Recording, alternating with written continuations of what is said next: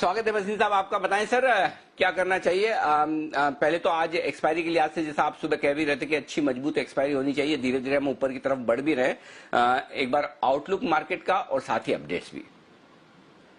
तो अनिल जी, जैसे आपको कहा था वहां पे एकदम आपको कल से जो सबसे ज्यादा तेजी में घुसे 13,000 के ऊपर, उनको एक बारी कटवाया सौदा और एक्सपेक्टेड है मार्केट में प्रॉफिट बुकिंग और वॉलेटिलिटी इस भाव पे तो जरूर आएगी। बट अंडरटोन बहुत स्ट्रांग है सर। जो जिस तरह की लिक्विडिटी है मैंने लाइफ टाइम में नहीं देखा, और मैं इसलिए बोल रहा हूँ you have to be invested. Volatility आपके साथ है अगर आप ट्रेडर हो और दोनों तरफ का सौदा करते हैं, जो हम आपको बताते रहते हैं।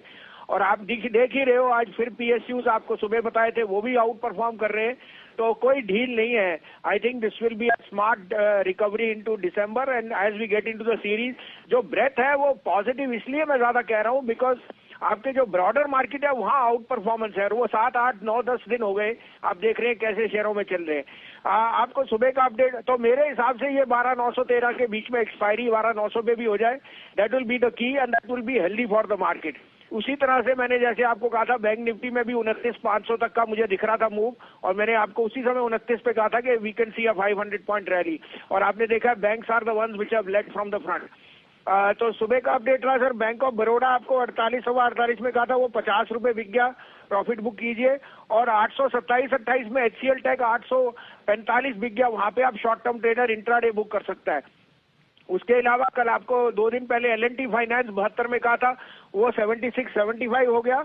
और आपको कल मैंने जो कहे थे वो अभी में मैं रीइटरेट करता हूँ, Mindtree's earnings are the best in the industry, you should be looking to accumulate more of this stock is headed to 1700।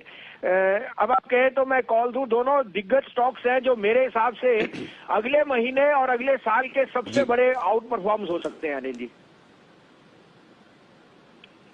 अगले महीने अगले साल के सबसे बड़े आउट परफॉर्म बताएं सर। तो देखिए आज आपने देखा मैं आपके यहाँ 8 रुपए पे कहता था आइडिया, वो 10:30 11 हो गया, क्योंकि जो आपका बिल आ रहा है वो 50% राइस पे आ रहा है।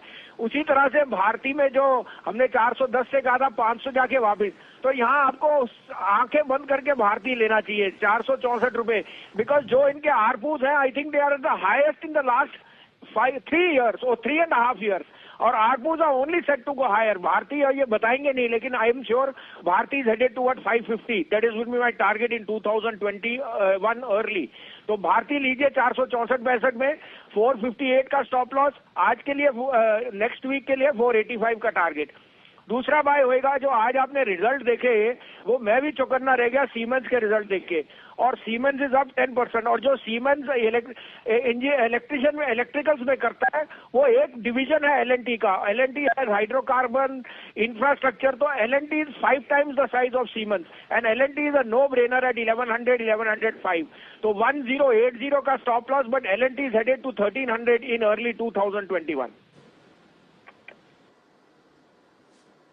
1300 रुपए का टारगेट, राइट सर।